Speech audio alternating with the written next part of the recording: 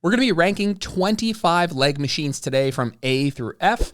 And if you are not watching this on YouTube, I'm going to try and talk out what the machine is. But if you aren't familiar with what the name of a machine is, you might want to hop over to YouTube because there are pictures for every single machine that I'm going to be ranking today. And I'll be clicking and dragging them through the ranking system. And so it might be, more fun to watch this with a visual, but I will be talking it out for those of you listening on Spotify and iTunes. And so if you've seen these sort of tier lists on YouTube, you'll know what I'm talking about. And of course, you can hop over to YouTube. If you're listening to this on an audio platform, I will link to the YouTube in the show notes. So you can hop over. I do think it's more fun seeing it just with the visual of clicking and dragging, kind of where these things rank. And so our ranking order is A, B, C, D, and F. And I'll go through a little context. The A tier means it is the best of the best. Means if you have all the options, you probably use this one. It is a machine that is something that is really hard to get rid of in your program if you have it in the gym. It's just that good. It's that good, for growing muscle. It's that good compared to its alternatives. It has a unique benefit. It's something that, again, if you have it, you're going to use it very, very frequently, and it probably ranks above the alternatives. The B tier is going to be exercises or machines that are really great. I mean, the B tier is going to be, I'm looking at these machines now, and they're going to be great, but they're going to have some downside. And maybe their downside is just that they're a little less good than an alternative that is in the A tier. So you might have an A tier exercise and then a B tier exercise that is very similar, but a little bit has like some sort of a downside that makes it a little worse than the A tier. And so B tier, probably still fantastic exercises or machines in this case. C, probably more of that middle ground. Maybe there's a downside. It's less good for hypertrophy, or, it is, again, compared to the alternatives, it's less good for one reason or another. D tier is probably going to be movements that, not the best, but, not categorically like would not use, but probably things that, of course, if you're getting a D in something, you're not scoring too high. And then F tier, I was thinking, does F tier mean I would never use it? Probably not. I don't think I'm looking at 25 pictures of machines here. There's nothing here I would never, ever use. Like, saying you would never, ever use something means that it's like bad for you. Like something bad is going to happen. And in the, over the course of, 5, 10, 15 years of lifting, like you don't always need to be doing everything that is the most optimal 24/7. So some of these things that maybe aren't the most optimal, that have distinct downsides, you might still use at one point or another just for fun, for variation. So the things that will find themselves in the F tier obviously have a real distinct downside. You might not use ever, you might not use often, or you certainly won't use often. And if you had alternatives, you would definitely not use it often, especially if your goal was, building muscle and having really the most productive workouts that you can. So these are all in a randomized order. These are not in an order. I will tell you, before I hit record, I did a very quick fire. I did a rapid fire, kind of clicking these into the tier just to get, a feel for how this all worked. I did like kind of a mock, but I did it very quickly. And so I'm going to talk through, you guys are getting a live look. I don't have any practice with doing this. And you're going to hear just some live thoughts about how I feel about each of these machines. And as I'm saying that, most of what we're going to talk about today is how good is this machine for helping you build muscle. But there's a lot that goes into that because, certain things are really great for building muscle, challenging muscles at longer lengths, an exercise that has a lot of stability.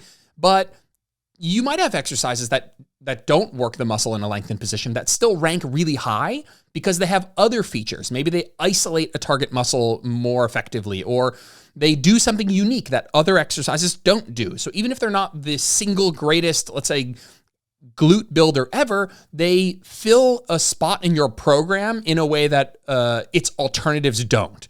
So I'm thinking of like a glute bridge machine might rank really high, even though the glute bridge challenges the glutes in the short position. Insofar as you would want something in your program that challenges the glutes in the short position, this might be the best option. So it might rank really high. And so again, these are all in a random order, and I'm going to try to articulate all of this for those who are not watching this. But I do think it will be more fun if you do. So if you want to hop over to YouTube, I'll link it in the show notes. So the first machine is a 45-degree leg press. This is like your stock standard leg press. This is like when people think of leg press, this is what they think of. They think of plate-loaded, a 45-degree angle. You put your feet up on the platform, bring your legs down. This is like a stock standard leg press. And I'll tell you right now, this is an A-tier exercise or A-tier machine.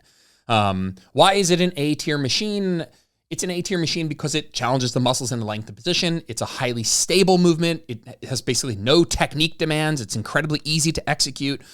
And it offers you a little bit of versatility insofar as where you put your feet. So you could put your feet high and close together, and you could get a really great glute stimulus. You could put your feet really low on the platform, heels off the edge, for example, and you could keep your feet close together, and you could get a really baller quad stimulus. You could put your feet a little bit wider with the toes or your feet externally rotated, and you could get a really great adductor stimulus. And you can combine the height of your feet on the platform and the width of your feet to kind of get a nice combination of stimuli across your glutes, your quads, and your adductors. Leg press is just a top tier movement. If you're looking to grow your quads, your glutes, your adductors, it doesn't get much better than the leg press. And when I say the leg press, I mean the 45-degree leg press, because we have maybe 3 or 4 other leg presses in this list here as I'm seeing it. And I'm going to do these in order as they pop up. They've been randomized here. So next is the linear hack squat machine, or the seated hack squat machine, and specifically the hammer strength one. And again, if you're watching this on YouTube, you'll see the picture and you'll know immediately what this machine is. It is a seated hack squat. It does not have shoulder pads. It has kind of a seat with a backrest. The platform is elevated off the floor. And listen, as we'll talk about in a bit, the hack squat is a great machine, but this machine critically has one huge downside, and it lacks a ton of range of motion. Actually, it's 2 downsides. It lacks range of motion. So if you're not over 6 feet tall, you're not going to get full range of motion here, which makes no sense because I think on average, women are really into building legs. And so if you're making a machine, you should be making sure it fits people, 5 feet tall. So I never understood hammer strength for making this machine. It critically lacks range of motion. There are things you can do to increase the range of motion, like Jimmy rigging it up with this sort of a pad and putting this on the foot plate. But, out of the box, this thing lacks a ton of range of motion. And it's actually just the inversion of a leg press. So instead of the platform moving, it's you that's moving. And because it puts you into hip flexion, it's literally just a leg press, but much worse. Every gym that has this machine also will have a leg press, and unless you're 6 feet or higher, I think this machine is terrible, or just notably worse than. If it fits you, it can be great, but it just doesn't seem to fit you people well.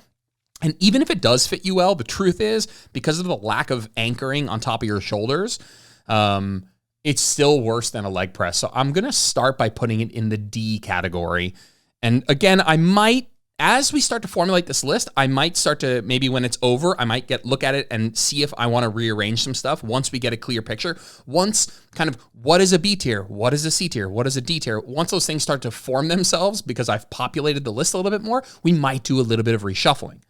Next is the 45-degree hip extension. 45-degree hip extension is a tricky one as well, because if you have a really good 45-degree hip extension that is elevated from the floor, such that you can load this with dumbbells or a barbell with straight arms and still get enough range of motion, and the pad goes low enough that people who are short can use this. This is another one, ironically, that most hip extensions, when you walk into the gym, they lack 2 key features. The pad doesn't go low enough for people that are short, meaning you end up rounding your back.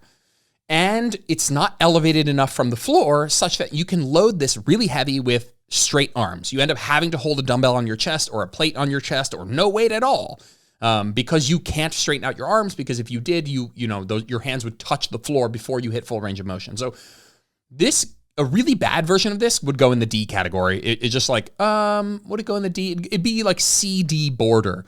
I'm going to rank this as if you have a really good hip extension. And I'll say if you have a bad hip extension where you can't load this with straight arms, or the pad doesn't go low enough for you, it's in the C or the D category.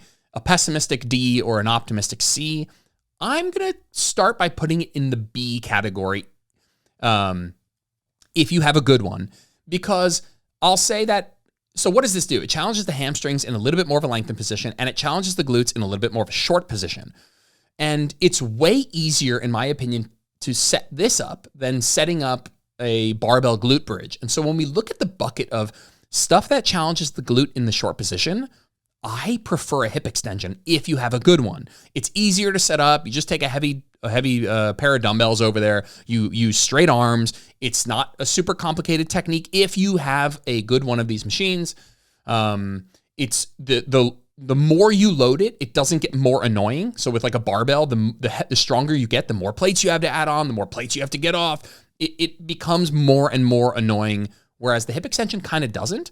I also think that it's unique insofar as it's a straight leg hinge. You could use a soft knee bend, but when you look at other things that are hinge movements, you tend to have a little bit more of a knee bend. You could do a stiff leg RDL, totally, you could. But stiff leg RDL is a really more challenging technique. This is a really stable stiff leg hinge, and I think that it's quite unique. And if you have a good one, it's a staple in your lower body training. It really is. Next is the abduction adduction machine. So like the pushing your knees out and pulling your legs in. I think I put these in. I think we're just gonna talk about this as a single machine. Yeah, because it is a single machine quite often with two functions. So as far as its ability to be like a really robust stimulus, and like if you're like, hey, I really want to grow my glutes in a short period of time, you're not doing this because it's,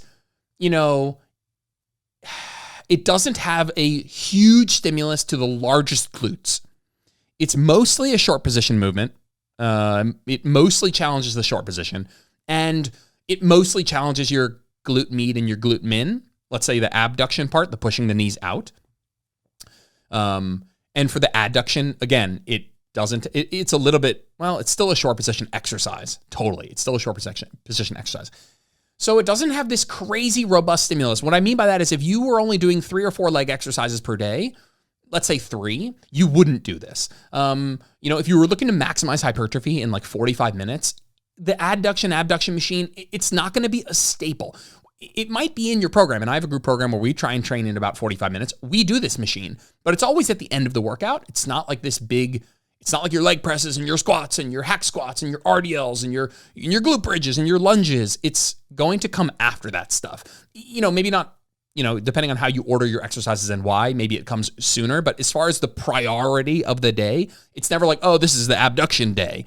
So those are the downsides. The upside is it's a super stable machine, meaning like there's no technique demands, your core doesn't have to do anything, your cardiovascular system doesn't have to do anything, and the abduction movement and the adduction movement are really unique, meaning like you can train adduction, you can train abduction with cables, you can, but you can't train them with cables bilaterally, like both legs at the same time. And anybody who's ever done standing cable abduction where you kick your leg out to the side, or standing cable adduction where you pull your leg in, I'm not going to lie to you, it's kind of a pain in the ass sometimes.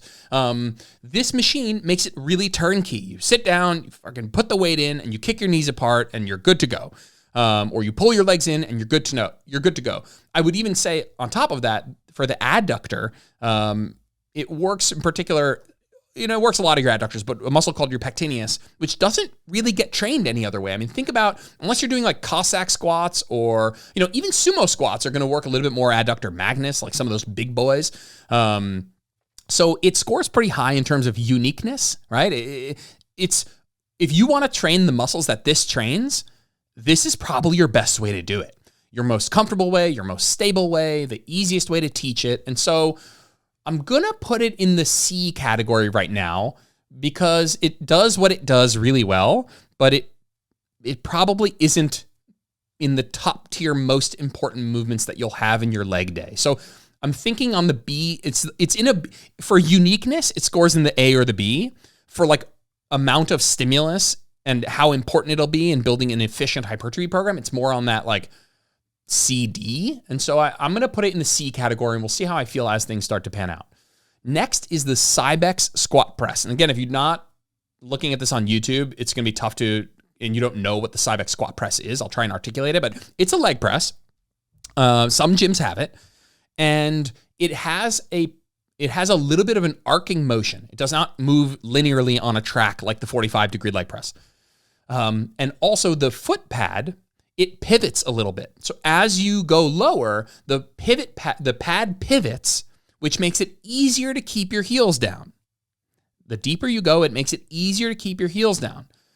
The Cybex squat press, if there was an S tier, if I was doing like an S tier, it would probably make S tier. It's that good. It is the best leg press that exists on the market, period. If your gym has a Cybex squat press, get in there. It is so damn comfortable for glutes, for quads, for adductors. Basically, you can repeat everything I said for that 45-degree leg press, and you can copy and paste it for this, and you can underline it and underscore it and bold it. And so I'm putting it in the A tier. And if, I'm not going to rank these within tiers, but if we were ranking this within tiers, this would rank above the 45-degree leg press. Next is the GHD, the glute ham developer. If you've ever done CrossFit, the glute ham developer is all you, my friend. For hypertrophy, it's pretty dog shit. The best thing that the GHD is used for, if you're interested in aesthetics, is actually training abs. I think GHD crunches and GHD sit-ups are the best thing you can do with the GHD. The GHD is the 45-degree hip extension, but has a worse resistance challenge. So the GHD is essentially a 90-degree hip extension, meaning the top of the movement where you are in full hip extension, where your body is straight and your hips are fully extended, your glutes are fully contracted. That's the hardest part. And basically at no other point in the movement is this challenging. You're not challenging anything even close to a lengthened position. And the truth is, most people get a lot of lower back with this movement. Because if you were trying to tell me that it's a very comfortable short position glute exercise, we're going to talk about another very comfortable short position glute exercise in a minute that ranks pretty high. This one just usually feels pretty terrible. If you're like, hey, I want to challenge my glutes in the short position, I would pick something else, frankly. And I don't think this has any place in a hypertrophy program for the most part. There are people in my program. Spoiler or shameless plug. We're doing 45-degree hip extensions in my group program right now, and some people won't have it. And they'll send me a picture of the GHD and they'll say, can I use this? And the answer is absolutely. You can absolutely use this. And it does something similar. But I will tell them, if your goal was optimizing hypertrophy, I would just do glute bridges.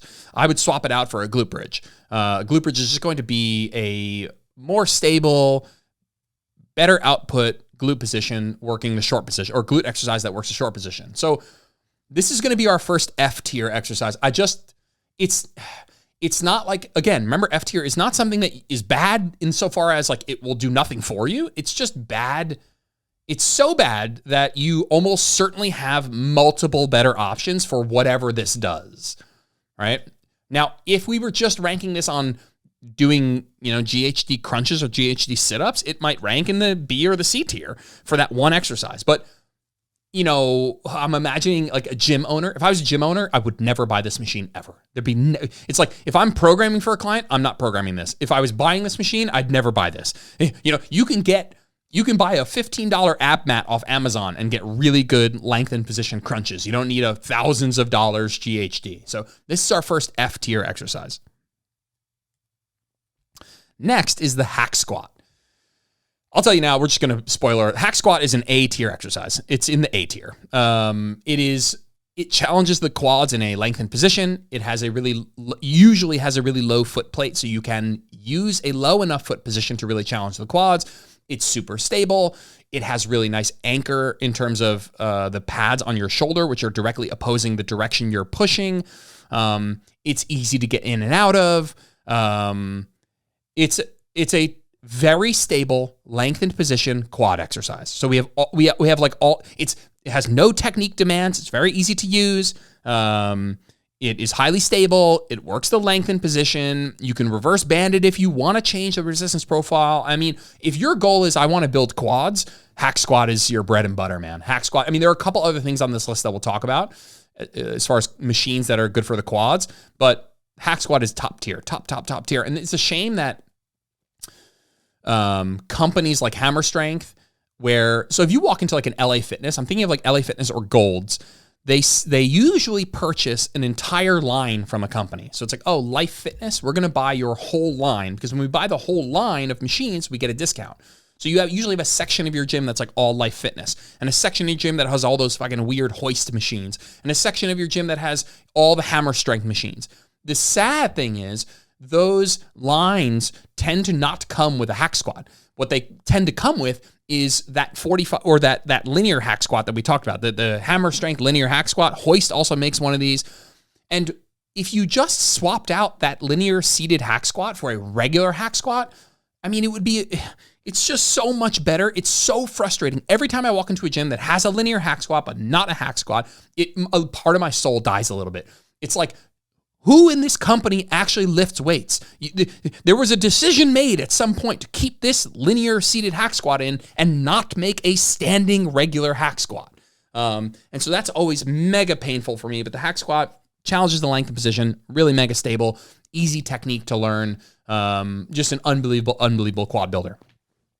Next, we have a hip thrust machine. Now, I've chosen a hip thrust machine, a specific one, for a reason that we'll talk about. But you could, if you're listening to this on audio, you can imagine any hip thrust machine that it's, the hip thruster, the booty builder, I don't even know what brand makes this one. Hoist makes one. But the one I'm looking at now is one that has a really long lever arm. It is one that only has the weight on one side, and that the lever arm where you put the weight on is really long. It's like almost by your feet. Now, why do I like this one? I like this one because if you're a physics nerd, this one has a really long lever arm or a really long moment arm. And so when you put weight on the end of the machine, where the pin is where you put the weight on, a little bit of weight goes a long way. So if you have a hip thruster, and I don't want to get too deep into the physics here, but if you have like a regular hip thruster, the classic thruster machine, the weight is directly in line with your hips, and you're going to be able to do a lot more weight. But I would rephrase that as you have to put on a lot more weight. That's so annoying. That's so annoying that you have to load on, 8 45-pound plates, whereas this machine is probably 2 or 3 times heavier per pound because of the physics, because of the longer moment arm. So you might be able to do, I'm making this up, by the way, 200 pounds on a regular hip thruster. But maybe on this machine, you can only do 45 pounds. And that means you don't have to load on as many plates. I have clients who have really strong glutes who are like, I put a 45-pound plate on this and it's really hard. And that saves you from loading on a whole bunch of plates. And so I find this to be really convenient, really nice. Now, as far as the hip thruster machine in general, I kind of touched on this in the intro. Challenging muscles in shorter positions is less good than challenging them in lengthened positions. So the hip thrust or the glute bridge in general is going to rank a little bit lower than exercises like lunges and squats and RDLs and leg presses that challenge the glutes in a more lengthened position. However, the hip thrust and the glute bridge isolate the glutes. They are basically the only muscle in that position because of your bent knees that is going to extend the hips. So it is if you're like, hey, what does the leg press work? It works your glutes and your quads. What does a lunge work? It works your glutes and your quads. What does an RDL work? It works your glutes and your hamstrings. What does the glute bridge work? Your glutes. What does the hip thrust work? Your glutes. So when you take the glute bridge to failure, you know that it was the glutes that caused you to fail. And so the glute bridge, has a very unique benefit of being very glute isolated. And so it's going to rank pretty freaking high. And this machine in particular is going to rank pretty high because of how easy it is. You don't have to load on as many plates.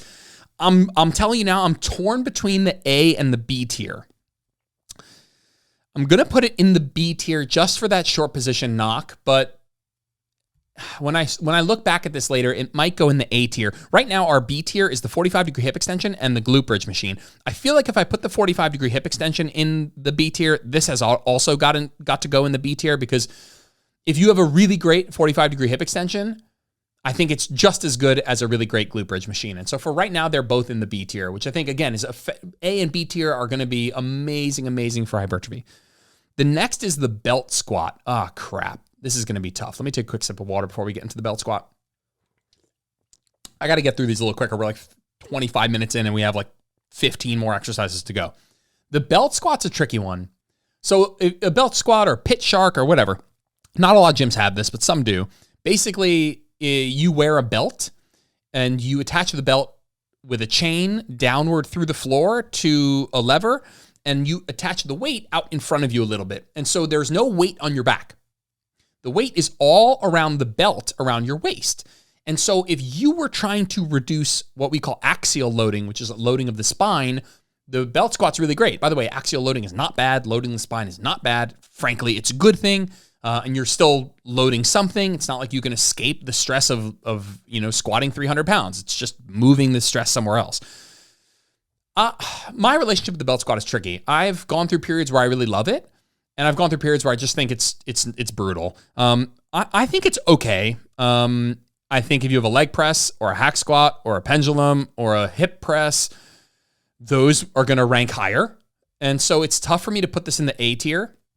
It's almost tough for me to put this in the B tier because I feel like it seems like a good idea, but once you get in it and you start to load it really heavy, it gets less and less comfortable. Like the first time you use a belt squat, everybody's going to have the same reaction. They're like, oh my God, this is the best thing ever, right? Because one of the features of the belt squat is you can actually also hold on, because you don't need to hold on to the bar on your back. You don't need to hold on to the machine at all.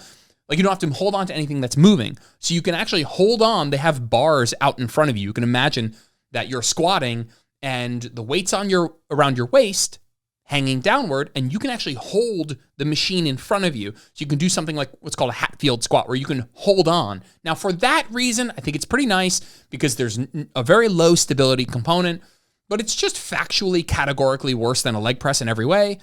So I'm torn between the B tier and the C tier. Personally, I want to put it in the C tier. That's how I feel about it. Even if my gym had one, I'd be rarely using it. The truth is you can also use it for RDLs if you want, but I don't see it a great advantage to that, frankly. It's the same, just a tiny variation. I want to put it, I'm looking at the glute bridge machine and the hip extension, and I think that they're just better. I know some people, this is the first one, I think, where some people will have a real contentious opinion and they'll want to put it higher. I'm putting it in the C tier. It's not my favorite. It's not my least favorite. It's something I would use in my program more for variation than like a bread and butter. Like if I've been hammering leg presses and hack squats and I just need a mental or physical break from those for a few cycles, I would do a belt squat. But I can't imagine that I'm like on a 10-year progression with the belt squat. Yeah, that's how I feel. That's how I feel when I come back to it. The next machine is the leg extension. So what are the upsides of the leg extension? The upside of the leg extension, it is the single only machine in the gym that trains knee extension in isolation.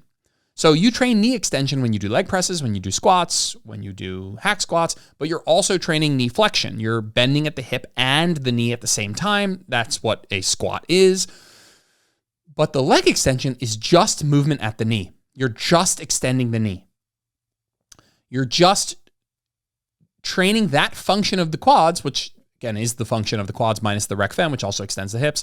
And there is no other alternative, right? If you don't own a leg extension, you can do some other things to challenge knee flexion and extension by itself. You can do things like sissy squats or reverse Nordics, or you can kind of rig up a single leg cable leg extension with an ankle strap, or you can do kind of like a bent knee banded leg extension, but they are all notably worse than the leg extension. They're still worth doing, by the way. Absolutely still worth doing. If you're training at home, you don't have a leg extension, you should be doing one of those other things here and there at least, but there's no real like-for-like replacement for the leg extension. It's that good.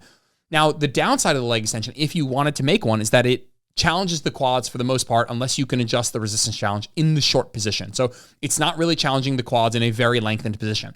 However, because it is the only machine that challenges knee extension, and I think that makes it mega unique, it's frankly, you cannot swap out. If you have a leg extension, it's going to be in your program, every program, forever. I don't think I've ever programmed my gym program without a leg extension because it's unique. You can't swap it out for something similar. You could, but it would be enough of a step down where I probably would just not do it at all. Again, if you're in the gym, if you're not in the gym, you should do sissy squats or reverse Nordics or cable leg extension or banded leg extension. You should be doing that stuff. But damn, man, leg extension, top tier. It's in the A tier, not even close, absolutely in the A tier. It's going to be in your program either more often than not or forever. The next is the vertical leg press. So the vertical leg press, if you're not looking on YouTube, basically you're laying down on your back. The track of the leg press is directly vertical. So you are laying horizontally on the ground. The track is 90 degrees upward. You're pushing upward. It's basically that 45-degree leg press that we talked about, the first exercise, but flipped into a 90 degree. So you are laying flat on your back, pushing directly upward. The vertical leg press is an F tier exercise, F tier. Why is it an F tier exercise? I'll try and articulate it here. Because you're laying down on your back and your feet are directly up in the air, you are beginning the movement in 90 degrees of hip flexion. That I want you to imagine you're sitting on the floor with your legs straight out in front of you. You are beginning the movement sitting directly upright. Right? So I want you to think of you sitting on the ground with your legs directly out in front of you, and you're sitting directly upright. I'll tell you right now, most men over 30 can't even get into that position, period. That's before you even begin the movement and you go into more hip flexion. So this machine starts you in too much hip flexion such that you aren't getting a lot of range of motion, and 99.9% of the people who get into this machine are going to round their back the minute they start bending their knees and bringing the platform down. Now, on top of that, I'll tell you right now, there is not a gym in the entire world that owns this machine but doesn't have a 45-degree leg press. The 45-degree leg press is stock standard gym equipment. This is fancy schmancy gym equipment that your gym has if it's trying to be fancy schmancy. So if your gym has a 45-degree leg press and this leg press, you will never use this leg press. I will never program it for you, period. There isn't a gym in the country that only has this and nothing else. But if there was, you might use it and you would accept that it has distinct downsides. But I'd still lean more heavily on squats and split squats and lunges and other things that we'll kind of go through. I'm looking at some of the other exercises that are coming up. It's hard to say I would ever use this machine. It's pretty close to I would never use it. So that is our second F tier. We have the GHD and we have the vertical leg press. Next up, we have the V squat. And the V squat, I have two pictures here. There's one V squat, if you're not looking, one V squat that has rounded, it's more of on an angle, and it has rounded shoulder pads. And those shoulder pads allow you to poke your head through comfortably, right? So if you're watching on YouTube, we're looking at this machine right here. And it allows you to poke your head through. Now, the V squat, if you use the V squat, either V squat, because there's two, and we're going to go through a second one in 2 or 3 more. Maybe I'll just do it next. If you use the V squat facing out, so your back is against the back pad, this is a D tier exercise at best. It's D tier. It's so bad. Again, biomechanically, it makes no sense. First, it puts you into knee flexion. Then it pulls you down into hip flexion. And then when you're in the bottom position, the angle that you would want to push to get yourself out, the foot plate is angled opposite to that. So it's hard to go through that entirely, just articulating that verbally. But if you're using the V squat facing out, it's a D tier exercise either way. Both of them D tier, maybe even F tier. It's just awful. You have way better options. You'll always have way better options. And biomechanically, I gotta tell you, it makes no freaking sense whatsoever. Now, if you face into the pad, so you have the shoulder pads and your head is poked through and you're facing into the machine, your butt is facing out into the gym, you can do things like squats and good mornings, which are just like RDLs.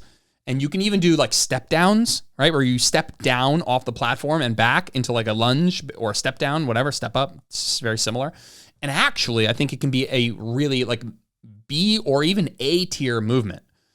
So there's 2 V squats. One of them you can poke your head through and keep a neutral head position. We're going to talk about that one.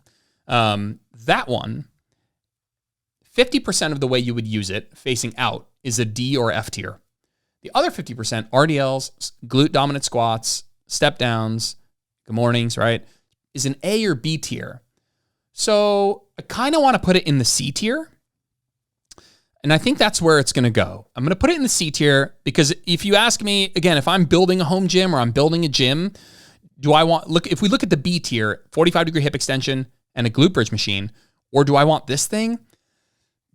I think I want the glute bridge machine and the hip extension more. But could they go in the same tier because this is the good part of the V squat really works the length and position well. I'm going to put this one in the B tier for now, because I think a lot, if you're looking to grow glutes and hams and you use this inverted, reverse V squat RDL, do I like it better than the belt squat? I do. I'm going to put it in the B tier. I'm going to skip ahead to the other V squat, which is shamefully the one that is made, again, by Hammer Strength, and you will find it more commonly in your gym. Again, it has shoulder pads, all that stuff, but you cannot face in and keep a neutral head position because there's no way for you to poke your head through because the backrest is there. I'm putting this in the F tier. It's just hot, steaming pile of garbage. As close to would not use as possible. The next is a reverse hyperextension machine. So the reverse hyperextension, biomechanically, is the same thing as a GHD, but reverse. So with a GHD, your hips down are fixed in the machine, and your hips up are moving about the axis of rotation around the hip. And you are moving from hip flexion to hip extension, and you are basically only challenging the short position at the top. The reverse hyper is the same exact thing I just said. It's a hip extension machine, and you are only challenging basically the muscles at the top, except you're moving from the hips down. So it's the same thing, essentially, just instead of hip extending, your lower body is moving to create the extension. It's a machine that is really popular with like old school West Side powerlifting. And again, even all of the machines that go in the F tier, they will work with enough progressive overload, enough intensity, enough sets. They will work. They will get you a stimulus, cause an adaptation. Absolutely. If I was building a gym, I would never, ever, ever, ever waste money and space on this thing. If I was building a home gym, I would never do it. If your gym has one, I'll probably never program it for you. We had one of these in my gym when I was growing up. For the most part, we used it to put our water bottles on. Again, if you want a posterior chain exercise, and the reason I say posterior chain, because it doesn't work any single muscle well. You're going to get a little hamstring, you're going to get a little glute, you're going to get a lot of lower back, and from a hypertrophy standpoint, we kind of need to be able to identify a muscle that has worked really well. That's the point of hypertrophy, is to bring a target muscle close to failure. If you can tell me which muscle is going to fail doing a reverse hyperextension, first of all, it's probably your lower back. There's just so much momentum with this exercise. I'm sorry, there's going to be people who are like diehard West Side fans who just think this is an A tier movement. It's mostly a place for you to hold your water or for you to sit on in between sets. It takes up a ton of space. It's mega expensive. And for hypertrophy, you certainly have better alternatives. The next is going to be a glute kickback machine. And it's a standing glute kickback, because I was Googling glute kickback machines, and there are some that are on different angles, some that are better than others, but this is the one I see most commonly in gyms. Basically, you're standing up, and there are handles out in front of you, almost like you're on the elliptical, and there's a chest pad, and then you put your foot almost like almost like a bicycle pad, and you kick your foot back along a completely horizontal track. And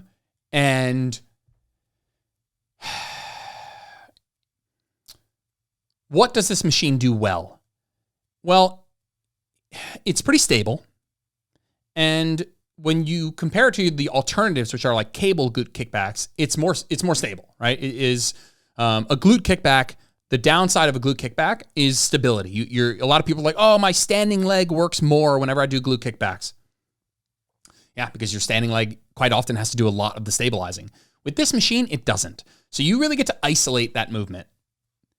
But it still kind of sucks. This machine still kind of sucks. I always feel like in order to actually lengthen the glute, because this machine is on a straight path and not on an arcing motion, you end up working a lot of quads in the lengthen position. Like to initiate the kickback, you get a lot of quads. And that's, again, by the way, not bad, whatever, man. Like, we're trying to build good legs. Like, we want to get quads too. I just don't feel like it does anything really, really well. It's not egregiously bad. I don't know if I can put this in the F tier. I don't think I can. It's okay. I think glute kickbacks with more stability. So if you work on your stability, maybe you're holding on to the machine, you've looked at some of the N1 people who are like holding on to like a wooden stick for more stability. I think those are probably better, because you can change, because the cable somewhat changes where the resistance is coming from throughout the movement. I think it ends up being more glute dominant. But I can't put this in the F tier, but I can't put it with the abduction machine or the belt squat, so it's got to be a D tier. Next, we have the Booty Builder standing hip thrust. So Booty Builder, I don't know who made this company, but they've come out with like a lot of glute-oriented machines. They have a hip thrust machine. They have a selectorized, meaning a pin-loaded 45-degree hip extension, which I absolutely love. I even emailed them to see if I could buy it for my home. It's too expensive. But having a pin, we talked about the hip extension, right? The 45-degree hip extension. The downside is that it's not elevated from the floor and the pad doesn't go low enough. The Booty Builder one has both of those solved, and it is pin loaded. It means you don't even have to drag over heavy dumbbells. You don't have to load up a barbell. You just put the pin in and you grab the handle. It's basically cable loaded. It's amazing. Big, big fan. The standing hip thrust is basically just a hot steaming pile of garbage. It is meant to be a squat and a hip thrust. The problem is it's a really bad hip thrust and a really bad squat. Combining two things doesn't make it better. It makes it worse. It makes it worse. If you want to challenge the glutes in the lengthened position, do leg presses, do squats, do lunges, do step ups, do hip presses, do RDLs. Don't also try and do a hip thrust at the same time. So it's a bad squat. If you want to challenge the glutes in the short position, do something else. Or in the lengthened position, do something else. And it's a bad hip thrust because you're limited by how much weight you can use and still hold on to the machine. So if you've ever seen this machine, at the top of the movement, you have to hold on to the machine. So if you have, if you're really strong and you have 300 pounds on the machine, you have to fight those 300 pounds with your arms, right? Instead of just letting gravity do it when you are horizontal, right? And the force is coming from, vertically. So it's a really bad, if you want to do a hip thrust or a glute bridge, this is a terrible option. If you want to do squat, it's a terrible option. It looks cool and it looks like, it's one of those things that like Kim Kardashian could have made.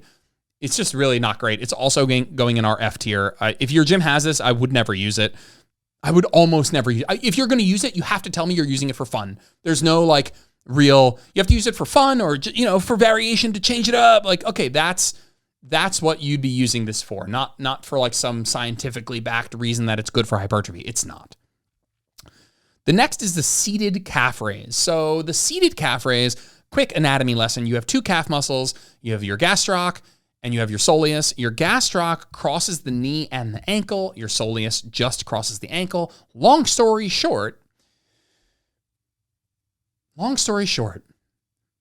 I don't recommend people waste a lot of time doing calves. Like, I think people should have some calves in their program at some point. I think it's good for ankle mobility, overall health, functional, whatever. And if you're good at not train something often or frequently or with a lot of volume, then you should do the exercise that has the most robust stimulus. And a seated calf raise doesn't lengthen the gastroc enough. It actually shortens the gastroc. So doing a straight leg or a standing calf raise is much better. If you're not going to train a lot of calves, you need to train them in a lengthened position to get the most out of them. And so, I would go as far as to say I would personally never program a seated calf raise. I would do a seated calf raise if you're bored of doing standing calf raises and you need some variation. Because even if you don't have a standing calf raise machine, which is a machine on this list, it's the last one. Maybe we'll do it right now as a comparison. If you have a standing calf raise machine, use it. But even if you don't, you can do standing calf raises on any step or stair in the Smith machine. You can do them in the leg press with a straight leg. There's just no real defensible reason to use the seated calf raise other than you're bored of the other options, you need a break from the other options, or you're really trying to grow your soleus because you're a bodybuilder and you know that that's what the judges want or something. Like, unless you're doing a lot of calf training, I don't think you can defensively say that the seated calf raise is something that you're going to intentionally program quite often. So it's either in the D or the F category. I'm looking at the other things in the F category. They bother me more than the seated calf raise, mostly because like I can't be too bothered with calves. Like, I just don't care enough about calves to even get angry enough about the seated calf raise. So I'm putting the seated calf raise in the D category because I can't really be bothered with worrying about calves, frankly. Like, if you just like, hey, Jordan, I've been doing standing calf raises. I'm going to do the seated machine for a while because I feel like it. Awesome. It's really stable. You can work really, really deep into failure. That's fine with me. The standing calf raise is going to get a C tier because as far as calf raises go, it's the best option you have. And so because if you want to grow, like the leg extension, like if you want to isolate the quads and just train the quads, nothing else, the leg extension is your best top tier option. For the same reason, you could put the calf raise in the A tier because for calves, it is the most important, or it's the best way to train calves. But like, I just literally can't be bothered with too much calf training. I can't put calf training even higher than a C from just like a level of importance. But if you really cared about calves, and you really highly valued this being the best option to do a thing, it would be in the B or the C tier. It could reasonably be in the B tier, depending on how much you value calf training. I'm torn. I kind of want to put it in the B tier now because I do value having some calf training. I'm going to leave it in the C tier for now. The next is the seated ham curl. We also have a lying ham curl. So we'll talk about those two kind of next to each other, and I'll do them back to back here. So it's funny that we're doing this now because this is the same exact argument as the calf raises. So parts of your hamstring, most of the parts of your hamstring, they cross over at the hip and the knee. So your hip position affects the length of the hamstring. When you are in a hip flexed position, or let's say a seated position, your hamstrings are pre-stretched. So when you do the seated hamstring curl, you're training the hamstrings in a more lengthened position. When you do the lying hamstring curl, because you're in more hip extension, you train the hamstrings in a shorter position. And again, if we want to grow muscles the best, we want to train them in a more lengthened position. So head to head, the seated hamstring curl builds more muscle. If you're in a gym and you only could buy one option for your gym or your home gym, you'd buy the seated hamstring curl because it will grow more muscle on a per set basis than the lying hamstring curl. So wherever we rank these two machines, the seated will rank higher for hypertrophy. So if we put the seated in the A tier, the lying hamstring curl will be below that. Both of these isolate knee flexion. They both isolate the bending of the knee. And a lot of people think of hamstring training, they think of things like RDLs, 45-degree hip extensions, and they do, those absolutely train the hamstrings, but they train the hip extension function of the hamstrings. The hamstrings also bend the knee. So you need to train both. And whereas the leg extension is elite at what it does, the seated hamstring curl is elite at what it does. And I'd say any good program is going to have some leg curl, hamstring curl machine in it at all times. And because it is an indispensable part of your program, one of these is going to go in the A tier because every good program is going to have some sort of hamstring curl option. Now, if you're training at home,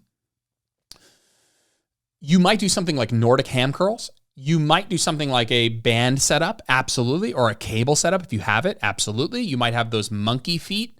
I'm not a big fan of putting the dumbbell between your feet. I think it just massively limits how much load you can use. You might sometimes not have a hamstring curl and just opt for a just higher quality movement. But if you're in my home program, we have some form of a leg curl movement in at least half of our programs. If you're in our gym program, you have a hamstring curl in every single program. It's that important. And if you have a machine, it's that good of a movement. So the seated hamstring curl, because it is better, because it does a thing that's quite unique, which is training knee flexion, it's going to go in the A tier.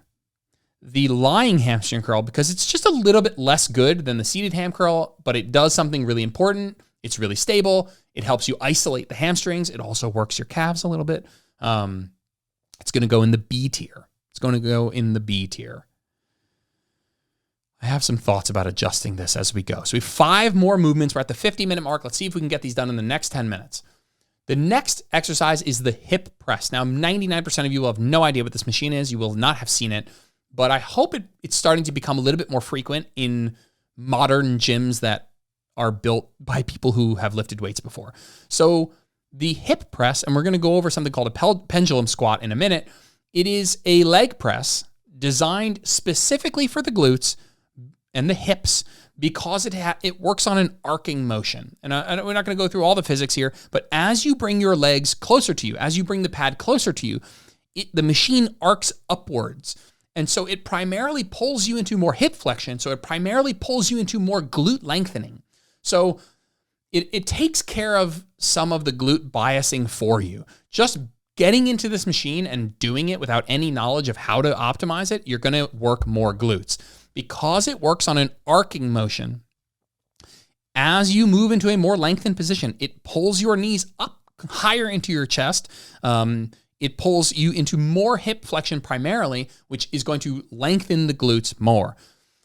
As far as glute exercises that challenge a lengthened position and are highly stable, it's the best of the best. So the hip press goes in our A tier. It's better for training the glutes than a regular 45-degree leg press. The reason that the leg press is still in the A tier is because it's more versatile. So if I had to just buy one of these, I would buy the 45-degree leg press because I could work a little bit more of the quads a little bit better. The hip press, you can do a quad-biased hip press, but it's like, cutting your steak with the side of a fork. It's like, well, you can do it, but you probably have a better tool for that. So the hip press is in the A tier because it does one thing, training the glutes in the lengthened position, in the absolute, potentially the best way of any other exercise that exists. So it's not versatile. It takes up a ton of space. It's very expensive, but it does one thing that a lot of people care about, maybe better than any other machine. The next is a selectorized or machine leg press. So this is the horizontal leg press, the one with the pin, where you sit down, the foot plate is vertical, and a lot of gyms will have this over by the machines. This machine has 2 distinct downsides. The first is that it lacks range of motion. For some reason, the safety doesn't let you go low enough. So if you are on the shorter side, #short queens or short kings, you're probably going to miss out on some range of motion, which just pisses me off because it's not a difficult thing to fix when you're building a machine. Just let it go lower. Just let it keep going. Don't put a safety in. I know that sounds like it would be scary, but these machines are inherently safe, especially this one, or just put the safety lower or allow somebody to take the safety out if they want to take the safety out. So that bothers me a ton, especially because I work with a lot of females and this machine would be great. It would be even greater for more people if it let you go deeper. The second downside is because of the angle that the seat moves compared to the angle of the foot plate, it kind of sucks for quads. It almost is kind of like that hip press where it allows you, it primarily moves you into more hip flexion, which is good for training the glutes. So what I'll say is, if it fits you well, it's pretty good for training the glutes. Another downside, actually, third downside, is it lacks loading. It probably only goes up to like 300 pounds max. And that sounds like a lot, but 300 pounds is like 3 plates on a leg press. A lot of you will get up to that at some point. And so the fact that it limits the overall loading, that's another downside. My favorite thing to use this for is single leg presses for glutes. That exercise, I think, is top tier. I think it's an amazing glute exercise. Single leg press in the selectorized or machine leg press for glutes, really great. But just kind of sucks for everything else. It really does lack range of motion. You should be able to go deeper. If you could go deeper, it would be in the B tier. If you could go deeper, I'd say, you know what? It goes in the B tier. It's not great for quads, but it's a solid glute exercise, but I'm putting it in the C tier because of that lacking of range of motion. That just pisses me off. The next is an interesting one. It's the Smith machine. Now, the Smith machine is not technically a leg machine. It's just a stable barbell that moves along a track. However, you can do a lot of leg movements here. You can do lunges, you can do split squats, and you could do RDLs if you want. You could do squats, you could do hack squats, you can do glute bridges and hip thrusts. I would say the best use of the Smith machine for legs is lunges, split squats, and glute bridges, hip thrusts. I think lunges and split squats and glute bridges in the Smith are amazing. Like A-tier exercises, A-tier. If you've never done your reverse lunges in the Smith, that extra stability is like, it's heavenly. If you've never done Bulgarian split squats with the Smith machine, it's heavenly. You don't have to hold on to the weights in your hand, so grip strength is not an issue. The machine moves on a track, so you don't necessarily have to worry so much about your technique. It's highly stable. You can work closer to failure without balance and coordination being an issue. How many of you guys, when you get close to failure, you feel yourself getting a little wobbly? That's not going to happen here. So for lunges and split squats, just an amazing, amazing machine. For glute bridges, unbelievable. Super stable, easier to load up than a barbell because the bars are not resting on the ground. It's easier to get, or the plates aren't resting on the ground. It's easier to get into and out of because you just kind of push it up, roll it out, roll the clip out and get going. Really fantastic. If you don't do your lunges and split squats on the Smith, you're missing out. Fantastic. You can do them with a barbell, you can do them with dumbbells. You can, get super jacked. But if you have a Smith machine, you've never tried your glute bridges there, you've never tried your lunges, you've never tried your split squats, you are gonna love it. And for that reason, I'm putting the Smith machine, maybe contentiously, in the B tier. Really, really, really awesome. Next is the pendulum squat. I'll tell you right now, pendulum is in the A tier. So we talked about the hip press. And we said, because it's moving on an arc, the deeper you go, the more quad biased or the more glute biased it becomes because it pulls you into more hip flexion. The pendulum is essentially the opposite, but for quads. The pendulum is moving on an arc, and the deeper you go, the more it drives the weight into your knees, which is a good thing. People hear that, they get scared. That's good for the quads. That's quite literally how you train the quads. It's a knee dominant movement. It's highly stable. It is an incredible exercise. If you had to say, if your main goal in life was to work quads and you were only able to do one movement for quads, you would do a pendulum squat. So the hip press might be the best single glute exercise for hypertrophy that exists. The pendulum might be the greatest quad exercise that exists. However, both of them lack versatility. A pendulum for glutes, kind of an oxymoron, kind of sucks for that. A hip press for quads, it kind of sucks for that. When you look at the leg press and the hack squat, you could do a glute biased hack squat. It wouldn't be amazing, but they're a little bit more versatile. And if you had it to pick between a hack squat and a pendulum, you might have a preference. Like, I think the pendulum is a tiny bit trickier technique execution. It's still not challenging because it's like not challenging to learn is what I'm saying, because the machine moves on a track. You don't have to stabilize your body in space. You just go down and come back up. But I think the pendulum is a little bit more contentious. Not everyone loves it. I think a hack squat is a good hack squat is a little bit easier to put somebody in and be like, oh, I get it. I get how to use it. But because it does something that people care about, grow the quads, at an elite tier, it's in the A tier. The last machine that we have, we're right on the hour mark. I'm really happy, really proud of us for getting it done in an hour, is the multi-hip. Now multi-hip is an old school machine, ironically, that you won't see in most gyms. You might see if your gym is super old school, but it's coming back. It's coming back in vogue.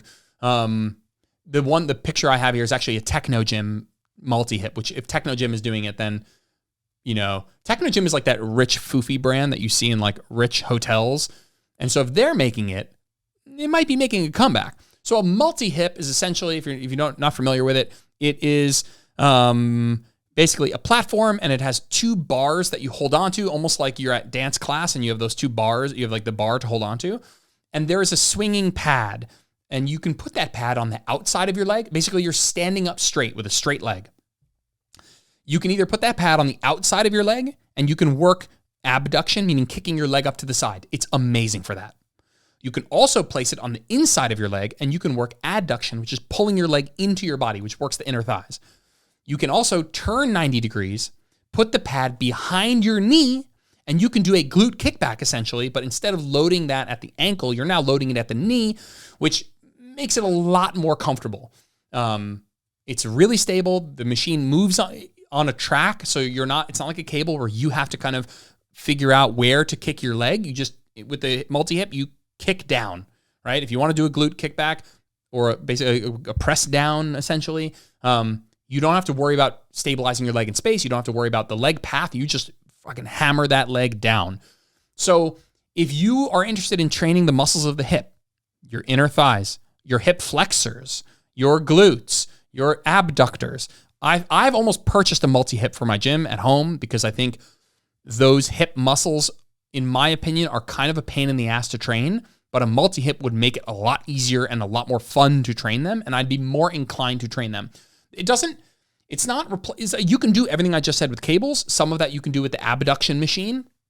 You can do glute kickbacks. You can obviously do step-ups and lunges and stuff like that for that sort of hip extension-y, lungy, step-up-y sort of thing. But I want to put this in the B tier so badly because I think those, again, for hypertrophy, it's tricky. Like how much do the muscles of the hip, other than the glute max, let's say, how much do they really affect your overall physique change? Not as much as your step-ups, your squats, your RDLs, your leg presses, your hack squats, your leg extensions, your ham curls. Not as much as that. But for those hip musculature, those hip muscles, it's just so darn good, and you'd be more inclined to do that stuff if you had this.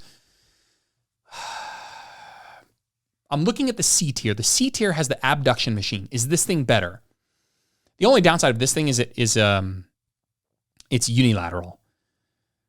I think it's better than the hip abduction machine just because it's more versatile. You can train hip flexion and extension, and you can get into a more lengthened position in this machine. It is better than the abduction machine. Fact. I'm putting it in the B tier. It's going in the B tier. I'm pretty happy with that choice. I'm going to read through what we have right now, and then we'll go through the things that are on my mind. So the A tier is the 45-degree leg press, the Cybex squat press, the hack squat, the leg extension, the seated ham curl, the hip press, and the pendulum.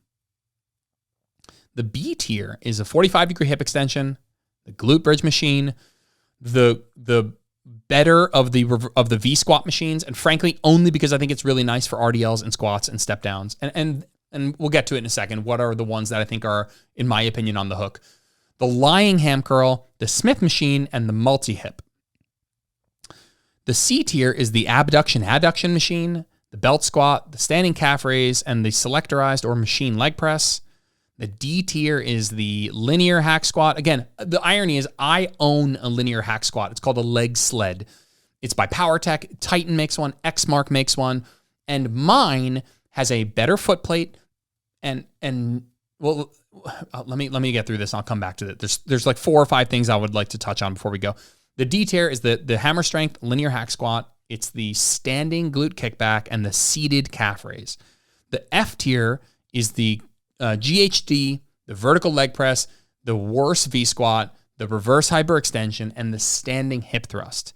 Now, the things that are on the fence here for me are that in the B tier, the reverse V squat or the V squat, I think that could easily be in the C tier just because the facing out is just such dog shit. And so that one, I'm going to leave it, but that's one that I'm thinking, hey, if you were like, hey, I'm going to put that in the C tier, you would hear no complaints from me. The next is the standing calf raise. I think you could argue it's in the B tier because it trains a muscle better than all the other alternatives, in my opinion. And so if calf training is even remotely important to you, this is a B tier. You could even say it's an A tier. The reason I wouldn't put it in A tier is like you don't need this machine to do this. You could do this in the leg press. You could do this just on a stair. So this is in that B, C tier. If you want to put it B tier, I think totally defensible. In the D tier, we have that linear hack squat. And as I was just saying, I own a linear hack squat in my home gym. It's called a leg sled. The reason I love mine is because there is no safety. I can take the safety out. So I can descend all the way to the deepest depths of range of motion. Additionally, my foot plate is bigger. I can adjust the angle that it's on, and it goes all the way to the floor. So I can rest a pair of wedges on there. And if you've ever watched me do that, I can get crazy knee flexion. they're almost not even the same machine. The seated linear hack squat that you see in your gym, the hammer strength one, it's dog shit for 99% of people. Ironically, if they just bought a cheaper one from like Xmark or PowerTech, whatever, it's, I think, a great machine, probably a B tier machine, maybe even an A tier machine, probably a B tier machine. And then any other contentious ones? No, I really would stand by the rest of these. And I think it's an interesting discussion here. I really liked doing this, and if you watch on YouTube, it's probably more fun. But I think ranking stuff is fun because it forces you to parse out what might be important and talk through contexts. Because if you just think challenging a lengthened position is good, this order would be a lot different. If you think challenging a short position is bad, you would rank these very differently. But in the context of overall programming, I think we have to take into account more than just, how lengthened is a muscle.